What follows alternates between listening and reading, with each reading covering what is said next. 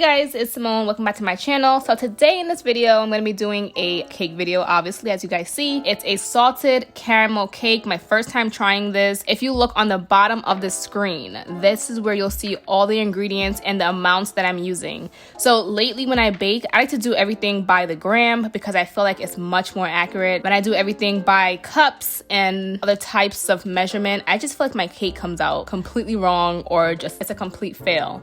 So if you have a scale, try to weigh it, you'll see a huge difference. As I'm doing this, my oven is actually on 395. It should be on 350, but for me, my oven is kind of weird. And then I know in her recipe she uses dulce de leche, but for me I use salted caramel because I couldn't find dulce at my local supermarket.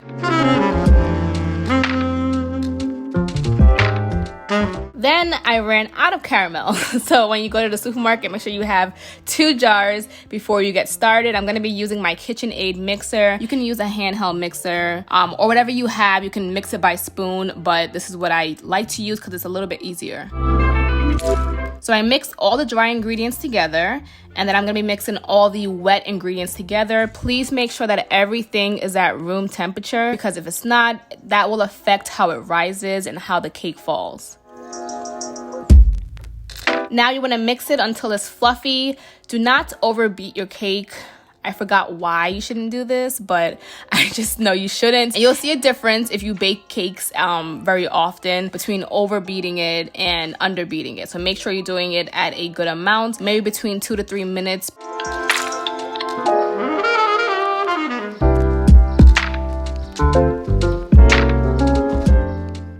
Okay, so if you guys have ever used a KitchenAid mixer, sometimes the ingredients will stick to the bottom. So if you have a spoon, a spatula, whatever, take it and just scrape the bottom to make sure that everything is nicely mixed together.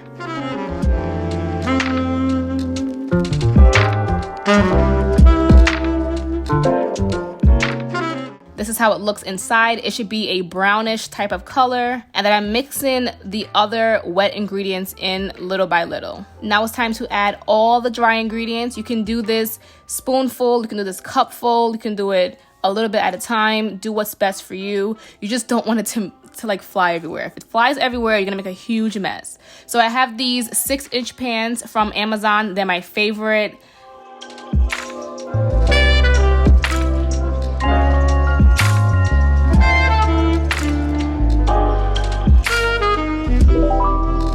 So now for the buttercream, I do the same exact buttercream recipe all the time. So I'm going to be using 4 sticks of unsalted butter. Make sure, again, room temperature. You'll know if it's room temperature if you can stick your finger into the butter and leave a finger imprint.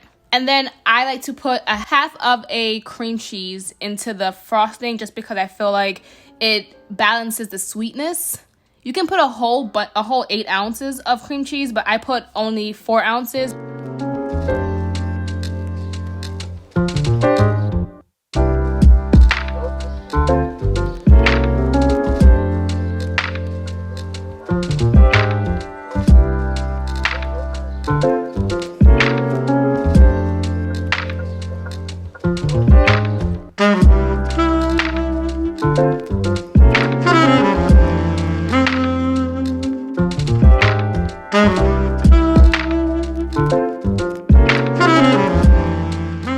And then we're gonna go ahead and add vanilla. I use pure vanilla from Kroger, but you can find this on Amazon, your local supermarket, Michael's, or wherever. And then I'm gonna add in the salted caramel into the buttercream. I was actually worried that it would change the consistency of the buttercream, but it actually didn't.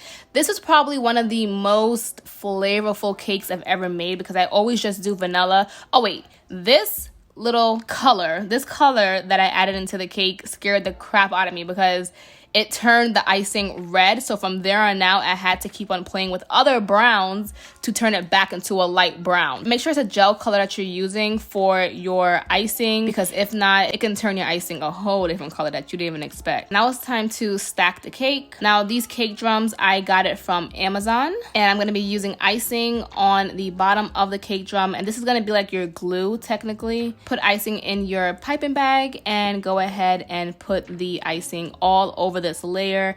You don't have to put a lot. You can put enough just to cover it. The more icing you add, the more height you will be adding, so it'll get higher and higher and higher. But also remember that it can be overwhelming and people might just end up scraping it out. So don't put too much, but put enough. And then I thought this bottle was gonna do the job. Just don't use the bottle. Just smooth it in and scrape it all around, and yeah. Go ahead and add your second layer. Take the piping bag. Add the icing onto the second layer.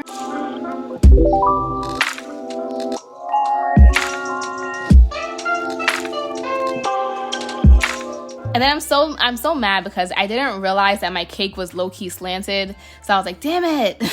I didn't realize until the end. But if that happens, you can just add extra icing onto the side, like in between the layers that might look a little slanted just to make it even. But I didn't even realize that until I recorded the video.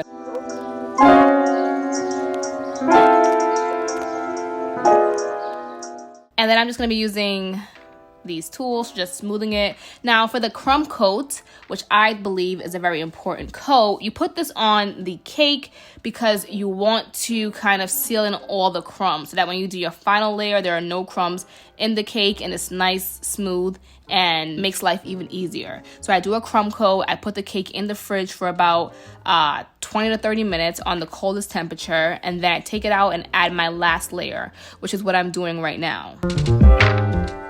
And then I'm gonna be using a bench scraper to just scrape off all the excess. This might take more time than you think, but it's worth it because you want it to be a nice, smooth, flat surface. And then get your caramel. I put mine in a piping bag, and I'm gonna be doing some drips. And then I'm shaking it, going back and forth to help the drips drop so that I can kind of figure out if it's coming out right before I go ahead and finish. And then just use the rest of the caramel, and smooth it out on top of the cake. Be careful not to go too close to the edges because then it will drip on top of the already made drips. So just carefully smooth out the caramel.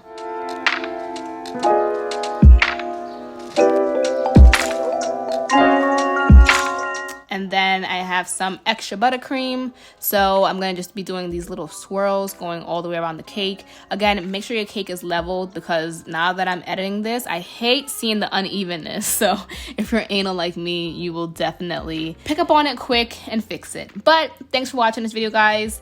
I will see you guys in my next one, and make sure you subscribe to my channel. Bye, guys.